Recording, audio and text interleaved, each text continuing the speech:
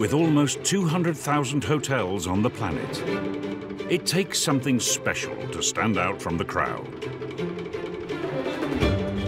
Some hotels achieve a status that goes beyond 5 stars. When you go there as a regular person, you are a celebrity. Butler service. You have everything you could possibly want. Want to sleep in Marilyn Monroe's bed? Of course you can, for $7,000 a night. And satisfy the world's most demanding guests. It is no surprise for a guest to spend anywhere between $70,000 and $90,000 on room service alone. Today, we're checking into Scotland's most famous luxury hotel. The Queen Mother used to go on a regular basis. Jennifer Lopez hired the whole top floor. Where you can have the full Highland fling. So there we go, the amount of cloth in one man's kilt. If you're prepared to splash the cash. You can expect to pay around £2,500 to £3,000 for this bottle. To discover the highs. I never thought I'd be up here, ever. There was enormous crowds blocking the city streets. And the lows. I thought I'd never want to see another hotel again. Of one of the world's greatest hotels.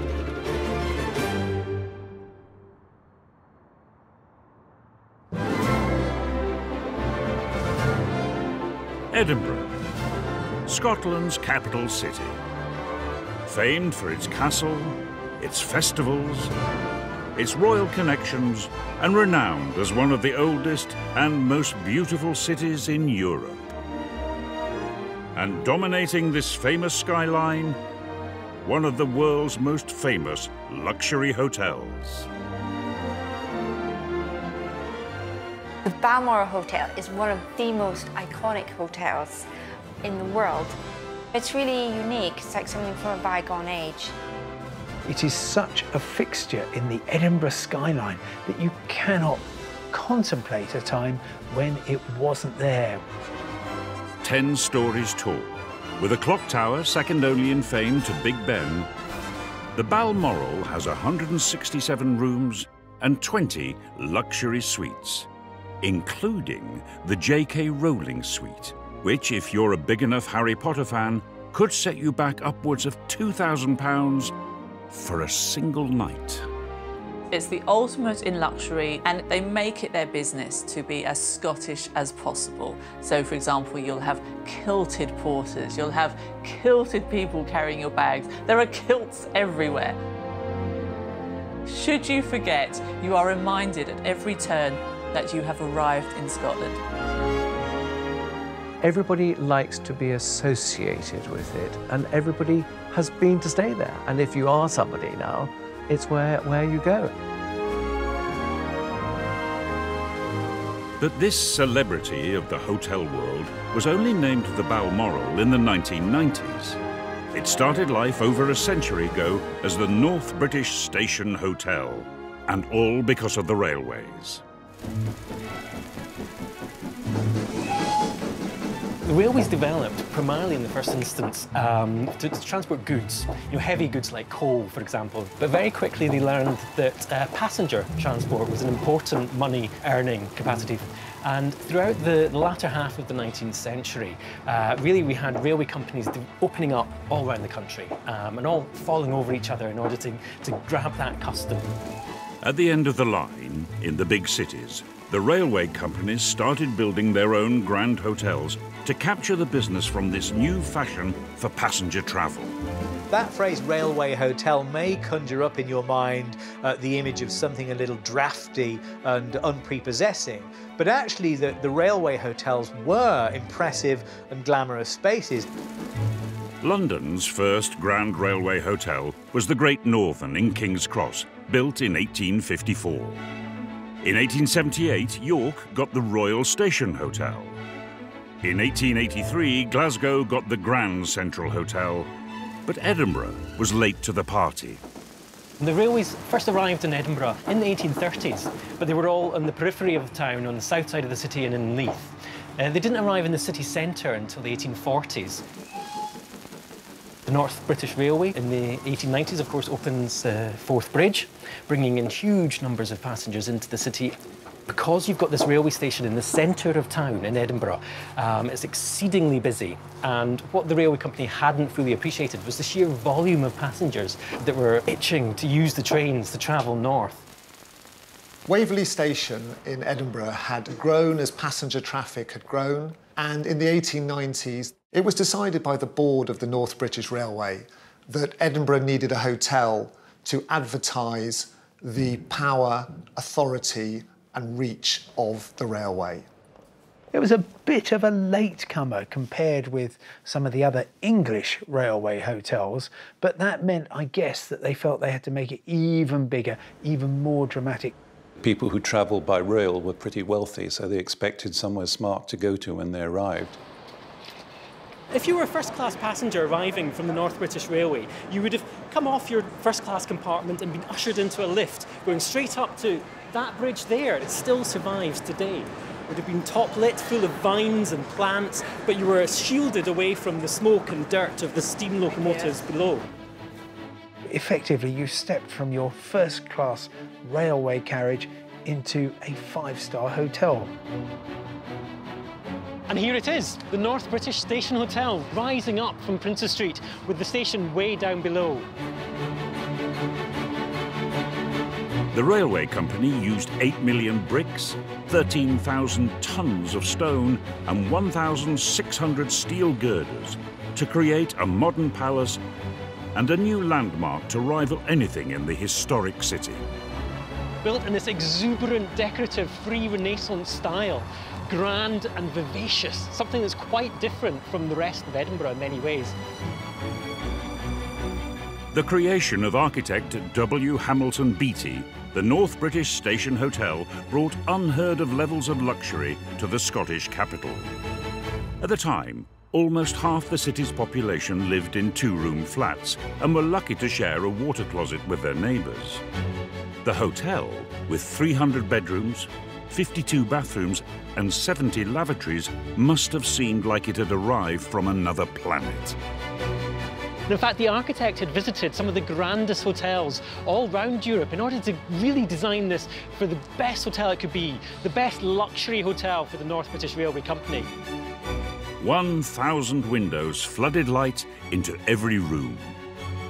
Each of the 300 guest bedrooms were decorated in mahogany, leather and deep pile carpets.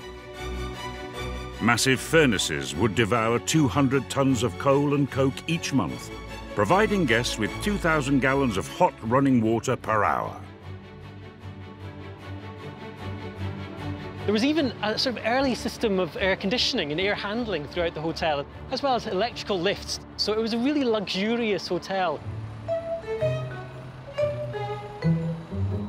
Over a century later, the man responsible for maintaining that level of luxury is General Manager Richard Cook, with a little help from his sidekick, Lucy. I introduced Lucy as the general manager of the hotel, and I'm her, her keeper. Lucy comes in every day, pretty much, that I'm here. She goes out, licks a few guests, and then comes back and finds more treats. Along with Lucy, it takes an army of staff to keep the customer satisfied. Running a hotel is like running a little city. I have about 330 full-time staff. I was discussing new boilers yesterday with my chief engineer. There's painting going on. I have cleaners, I have people polishing brass. I have security that are in the building 24/7. Plus, I have the ladies and gentlemen that are hand and face in front of the guest. So there's pretty much everything that you would have in a city. These days, a night at the retitled Balmoral costs anywhere up to £7,000. And unlike when it first opened, they all now have their very own lavs. The interior of this building, I hope, pays respect to the past, but has a nod to the future. I don't want you to be walking into something that's just old and dreary. Coming up, Kings of Hollywood make the hotel a star. Such was their fame and enthusiasm for these two stars. There was enormous crowds blocking the city streets. And a literary queen takes a room to make magic in. One day, one of the housekeepers looked behind one of the statues I'd put in the room and saw something written on it.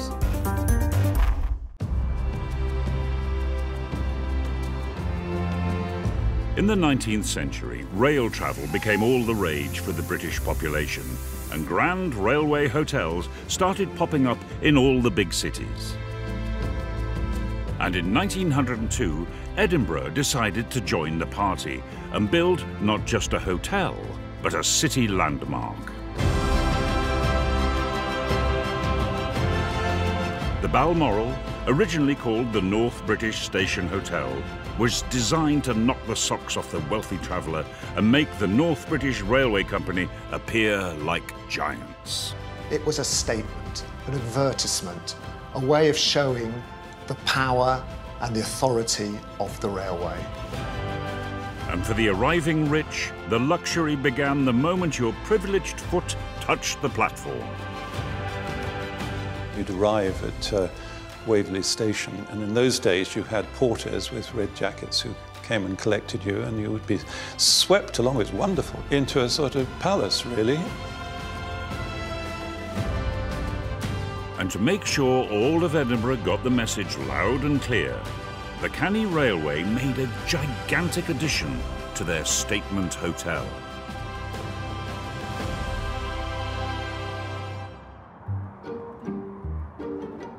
From wherever you are in the city centre and you look at that clock tower, you know that that's the Balmoral.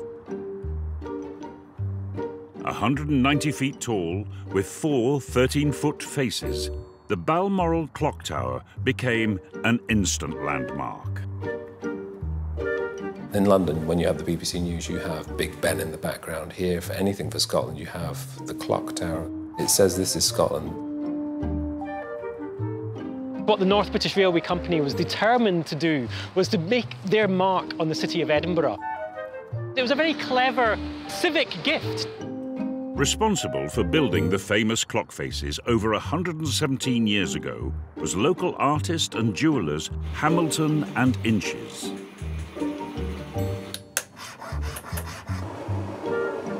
And like the hotel, it's still going strong.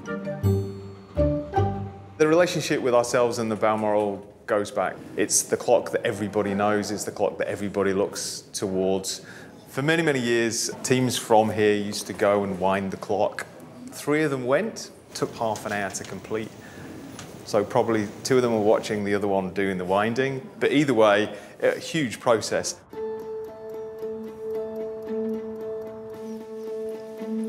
As a young clockmaker's apprentice, Colin Murray had the weekly responsibility of keeping Scotland's most famous clock going.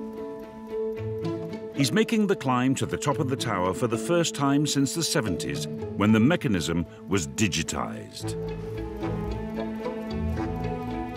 It's just amazing to see it again. I never thought I'd be up here, ever. Walking back in here has brought back a lot of memories. It's like a time warp. You know, I've stepped back in time. This is the original clock. It's over 100 years old. That all of these 4 clocks were controlled by this mechanism here. It was quite a young man's job. This part here was a kind of pinion that you had to get the key on and just wind it. It's just amazing to see that again. It's just awesome. We tended to not come up at the hour because of the noise striking at 12 o'clock, or whatever time it was, you know, 1 to 12. It was quite loud at the time. And the pendulum making the tick-tock, tick-tock, that sound that a real clock does make, you know, digital. It doesn't sound right. Despite Colin and his colleagues' hard work, it's a little-known fact that this world-famous clock only ever tells the correct time once a year. As part of our job, we had to set the hands for 3 minutes fast every time we came up. One of the interesting things, of course, about this clock is that it was run 3 minutes fast, so that people arriving at the station have time to connect with their train down in the station below. So it's never quite the right time, apart from at Hogmanay, when it's corrected to the right time for the bells. A nice little Edinburgh quirk. And today, if you check your watch, it's still 3 minutes fast. But the clock tower is not the only celebrity to grace the hotel.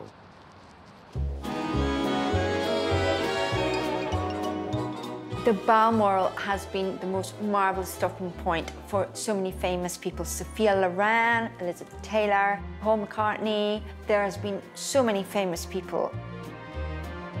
The hotel's first taste of real stardom came in 1932, with the arrival of a pair of Hollywood megastars, causing the city streets to grind to a halt and creating a media frenzy right on the hotel's doorstep. Laurel and Hardy had visited the city, quite unaware perhaps of their fame in the United Kingdom.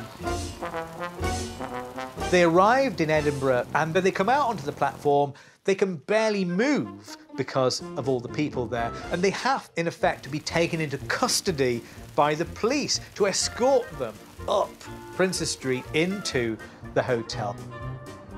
They arrived at the front door of the station hotel, and there was enormous crowds waiting for them outside, blocking the city streets. That such were their fame and enthusiasm for these two stars arriving at their hotel in the centre of Edinburgh. Laurel and Hardy were iconic figures. It's hard to imagine nowadays how glamorous Hollywood film stars were.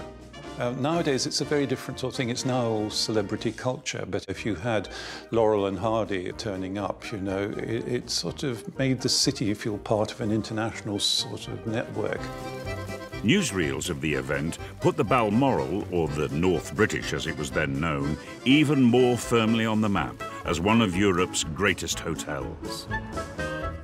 This moment is significant in a number of ways. It's Laurel and Hardy coming to Britain, Stan Laurel returning home in triumph, whilst they're still very big in Hollywood. So put aside the thoughts you may have about their later tours, as depicted in the recent film about them. But it's also a moment when this hotel is captured on film as well, and we can see them occupying its spaces. So it's an important record in two ways. In the 21st century, of course, if you want to see what a grand hotel looks like, it will take you approximately 1/10 of a second to get lots of images moving and still. That doesn't apply to the great days of the grand hotels, and so I really like the fact that there's still some footage of Laurel and Hardy in the early 1930s at what was then the North British, and really quite a remote place for them to be. More than 80 years later, the hotel continues to cosset the glitterati, although some need more cosseting than others. Beyonce stays there at the Balmoral, and also Jennifer Lopez, who hired the whole top floor when she was staying there. And she demanded that nobody would look her in the eye. I mean, every celebrity has their own special request, but that seems to be stretching it quite far. One global superstar even chose to move into the hotel to complete one of the most successful literary sensations of all time. Well, it was rather amazing because J.K. Rowling came to the Balmoral and took this suite, this small suite, and just kept her own counsel. It was the beginning of a 6-month stay for the author responsible for a book and movie franchise worth over $25 billion.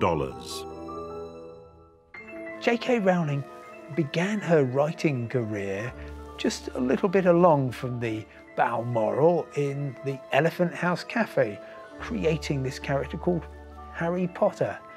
By the time she got to, gosh, 4th, 5th, 6th book, I can't remember, she'd made something of a name for herself and made a certain amount of money too.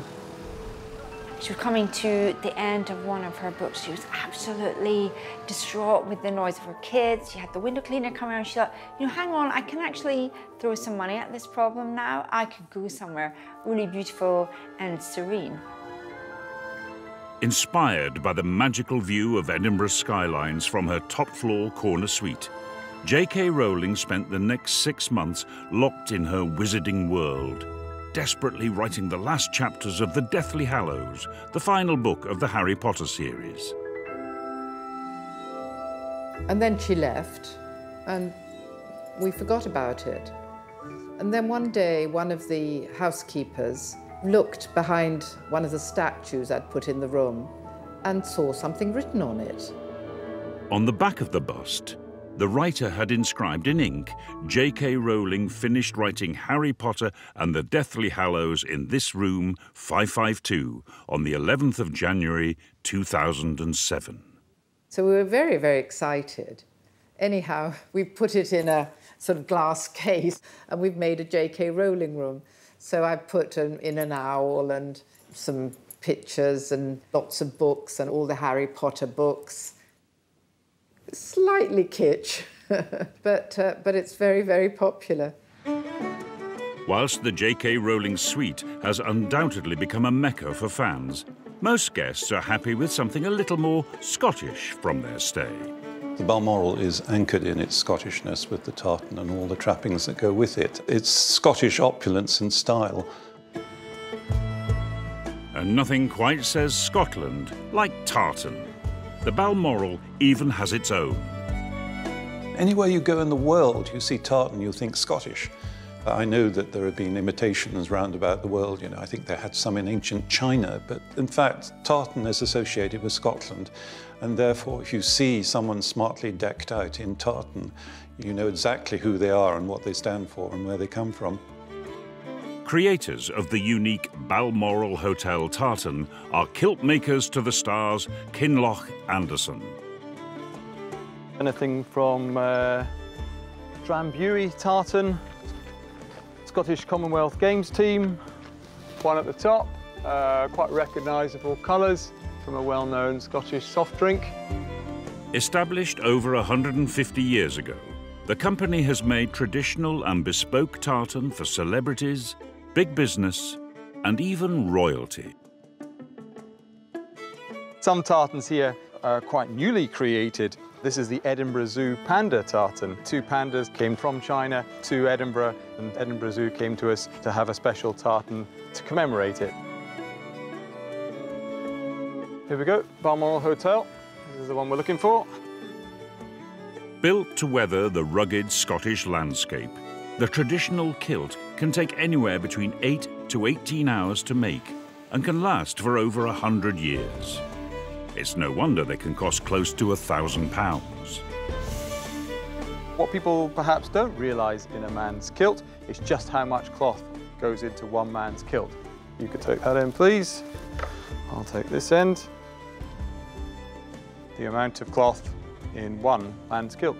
So you start off with 7.4 metres of cloth, and then you have 27 to 43 pleats. And to get that pleated effect, you need that amount of cloth. Not only does the Balmoral Hotel trumpet its Scottish street cred with its very own tartan, it also provides a dedicated tartan butler to help well-heeled guests research their Highland heritage and pick up the sporran of their dreams. Every kilt has the customer's name, reference, and it has a date. And even we have kilts handed down through generations, and then we even add to the label of the next recipient of the actual kilt. Coming up, what it takes to stay high on the food chain. It's tough. It's not easy. The stress levels do go up. And the Balmoral becomes part of a bitter legal battle. I thought I'd never want to see another hotel again. The Balmoral Hotel has stood prominent on the Edinburgh skyline for over 100 years. Doesn't matter where you are in the city, there's a reverence that's placed on this building. Visitors from all corners of the globe come through the revolving doors in search of a great big slice of Scottishness. To me, the Balmoral offers the Edinburgh experience. And I suppose for a lot of people that means it's the Scottish experience. The hotel has been literally providing guests with a taste of Scotland from the moment it opened. Since 1902, it's been at the heart of the Edinburgh dining scene, although sometimes by default. In the 1960s, there was only one licensed restaurant in Edinburgh, and it closed on Sundays. It was very, very difficult to get anywhere to eat on a Sunday unless you went to a hotel, in fact, impossible. So in those days, if a family were going out for dinner or you were taking someone out for dinner that you wanted to impress, you took them to a hotel, and the option was usually the North British or the Balmoral. Now, Edinburgh has more restaurants per head than any British city outside London. We're feeding about 1,000 people a day on average at the moment. I look after a significant team, 60 cooks. And the responsibility for keeping ahead of the pack lies with new executive head chef Gary Robinson, currently just months into the role.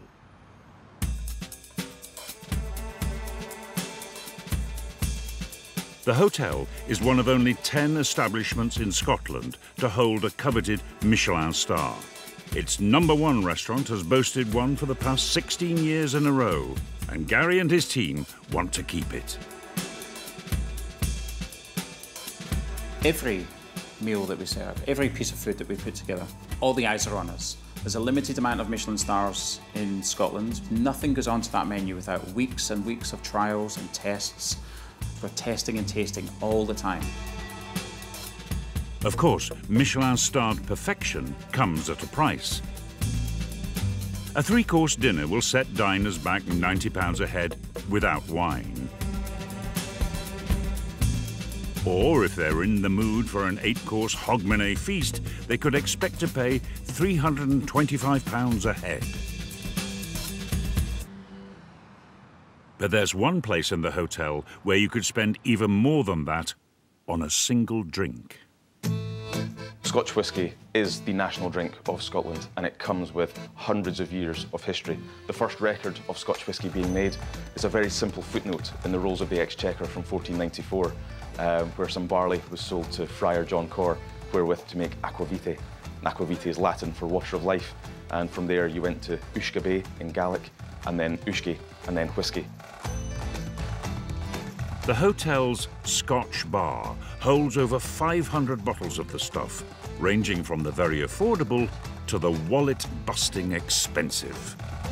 If you're really looking to get into some of the oldest and rarest whiskies in there, you could quite comfortably spend up to about £350. At £350 for a dram, that's a single shot to you and me, you might be right in expecting a little more than a supermarket-owned brand. Some of the bottles in there you will never see open in any other whisky bar. Whiskies that were distilled around World War II, extremely old whisky, 40, 50, 60 years old. Whiskies that are single cask bottlings or bottled by independent bottlers. They're traded very, very high value. They are status symbols. To have these really iconic bottlings opened by the dram is really quite unique. But it comes at a unique price. So Glenfiddich 40, this bottle at retail is several £1,000s. So by the dram, you're likely going to be into 3 figures, I imagine. This 25-year-old really is the sweet spot for me. 25 years in ex-sherry casks. You're looking at spending around about 80, possibly £100 on a dram of this whisky.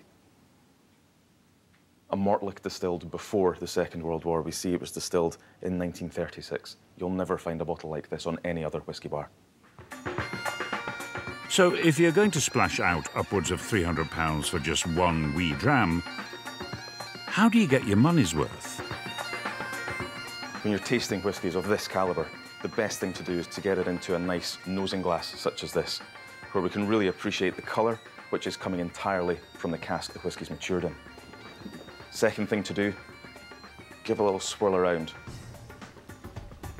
Have a look at the legs or the tiers, the runs of the whisky down the side of the glass. Lots of legs, running quite quickly. It's going to be quite a light-bodied whisky. Very few legs, running quite slowly. That's much more viscous. That's going to be a much more full-bodied whisky. Next thing to do is to give it a good nose.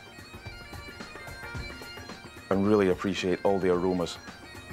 Next thing to do, give it a taste. delicious.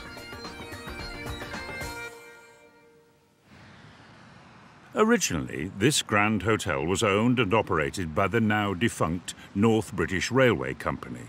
But today, it's the flagship business of a global portfolio owned and run by the Sirocco Forte Hotel Group. The Forte brand has been synonymous with hotels for the past 70 years, after being established back in the 1930s by Lord Charles Forte. Olga Polizzi, his daughter, remembers growing up around the expanding empire. Well, I was brought up with hotels. I always remember hotels in our lives. My father was a great hotelier. At one time, he had the biggest hotel company in the world. We had 800 hotels of all sizes and shapes and stars. We had Travel Lodge, Post House, and then we had the grand hotels like the Georges V, the Plaza Athénée. We had the Hyde Park Hotel. We were a very big family, 6 children, and we often used to have meals together in our hotels. He also ran the catering at the airport, so every time we travelled, we went to the airport. We had this huge table with 6 of us. And my father often discussed hotels and catering. And so that's what I remember. That's the only thing I know, really. In 1988, the North British Hotel, then slightly less glamorous than during the heady days of the railway boom, closed for a massive £23 million programme of refurbishment and rebranding. The North British name was dropped and the Balmoral was born, a name more aligned with royalty than railways. And in the early 90s, it became part of the huge Forte Hotel Group.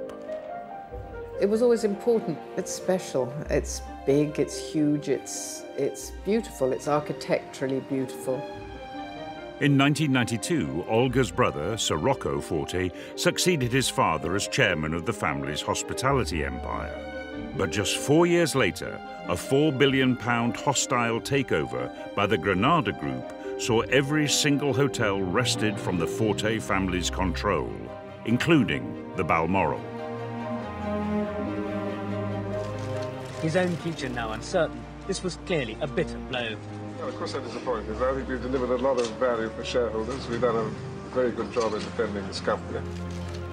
When we had the hostile takeover, I left the company with my brother. He was determined to keep going and keep in the hotel business. I thought I'd never want to see another hotel again. And I thought of doing other things. And then when my brother was really determined to stay in the hotel business and to try and buy some other hotels, I somehow or other sort of hung about and joined him. I was in the design side. He was the one that went around trying to find hotels. And by a strange twist of fate, soon after, the Balmoral's new owners put the hotel up for sale. Rocco pounced, and it became the first purchase of the newly formed RF Hotels Group.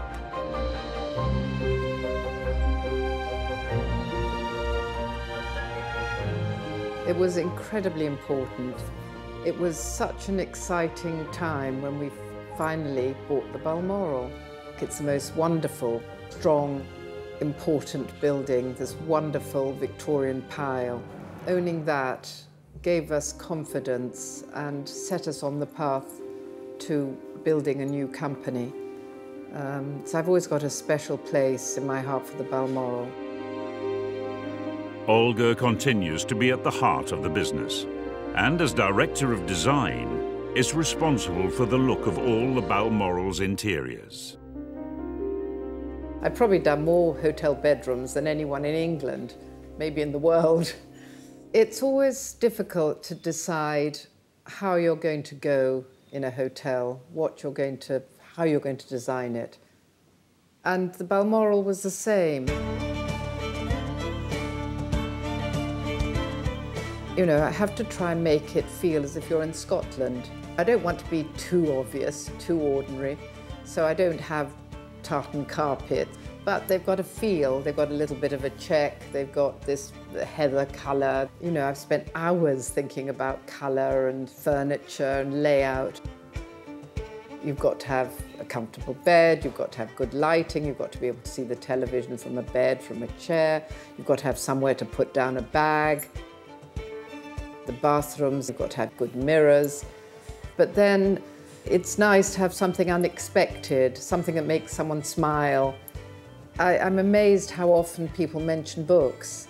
I always choose all the books in all the hotels, and I always put in P.G. Wodehouse. You can read it very, very quickly, and you have a laugh. So all my hotels are P.G. Wodehouse. I think people think I'm mad. When you have a room that is architecturally not very beautiful, it's difficult to make it look good. Whatever you do, it's never going to look wonderful. But this hotel starts with marvellous bones, and so whatever you do to it, it looks good.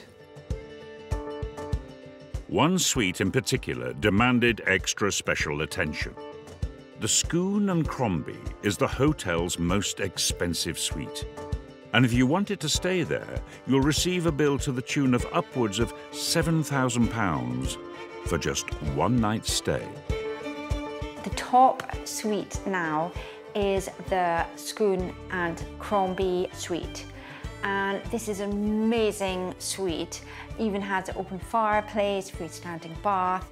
And that has its own dining room, has a huge sitting room. I bought the watercolours of scarf designs, framed them, and there put those up in a sort of mass. And then, you know, a few horns, a few heads, a bit of stuff that recalls Scotland. The wallpaper that I saw in the Scone and Crombie suite, it was absolutely fascinating. Obviously, the influence of the countryside and the scenery of Scotland must come through. Coming up, the royals are in town. The Queen Mother used to go on a fairly regular basis. We've had several of the family through. And the hotel gets rowdy when the rugby is on. There can be some quite messy occasions every now and again. Nestled amongst a skyline of centuries-old Gothic architecture, this 10-storey landmark has stood proud over the city of Edinburgh for the past 117 years. And with the Queen's official Scottish residence, Holyrood Palace, just a stone's throw from the hotel, it's no wonder it's a family favourite. We have certain royal households that come here. They call direct, they text you, and they're here. The 3+ years I've been here, we've had several of the family through. The Queen Mother used to go on a fairly regular basis, and she apparently always liked the roast lamb. We actually have a suite that's named after the Queen Mother, which is the Bowsland Suite, which we just renovated this year. It's now my favourite room in the hotel. So yeah, there is a connection. The hotel has been so popular with the royals that legend had it a secret passage led from Holyrood Palace direct to the Balmoral. While there's no evidence of such a tunnel, it is true that the hotel has a reputation for keeping its secrets. It's a marvellous place for celebrities to stay because it has that kind of feeling of discretion and where they feel quite safe. Also, regular fans of the hotel are a different kind of royalty altogether, the world's greatest rugby stars. We have several rugby teams stay here. The French will stay here. The team that I should be supporting stay here. It's very, very popular during the rugby internationals. You know, the Scotland team, they all are there. I think there can be some quite messy occasions every now and again. The organisers of the Welsh rugby stay here. And then the singing starts. And so you'll have the most incredible melodic tunes coming from the bar, and you know the Welsh have arrived. The Balmoral obviously has had a connection with rugby because of the teams that stay there, and I think all the followers tend to come too. I mean, whether they're supporting England or Scotland or Ireland or Wales or whatever. It's a great place for them. It's so central and it's so iconic.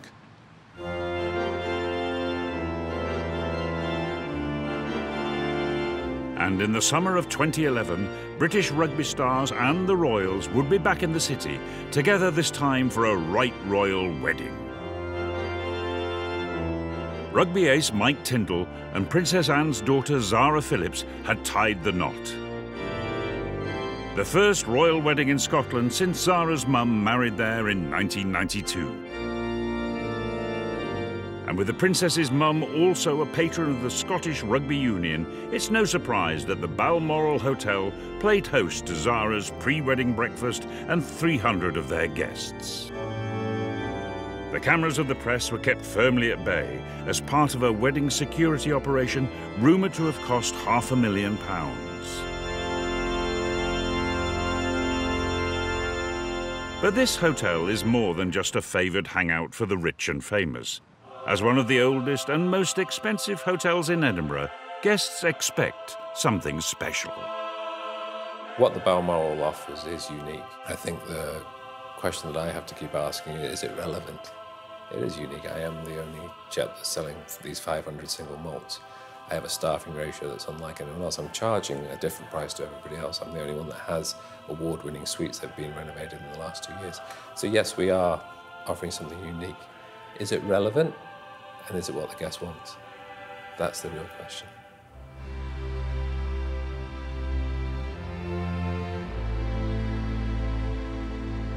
Built to celebrate a golden age of rail travel, this hotel has by no means come to the end of the line.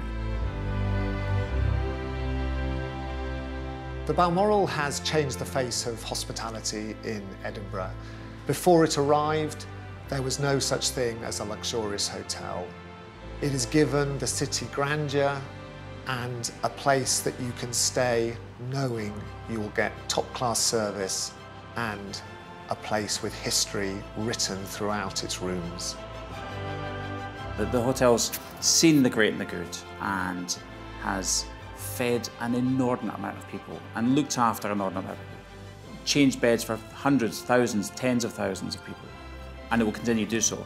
Our moment now is just to be the gatekeepers and contribute towards the legacy of the hotel.